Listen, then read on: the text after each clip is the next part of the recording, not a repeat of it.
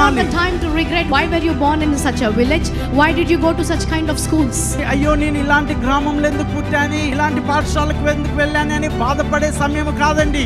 Mean that if you can't speak in English, you don't have a purpose. English లో మాట్లాడలేనంత మాత్రాన మీకు ఉద్దేశం To లేదన్నాడు. complain that everybody is going somewhere, I am still in India. God has a purpose and that's why you are in India. When Moses did not understand the purpose of God, he tried his own way.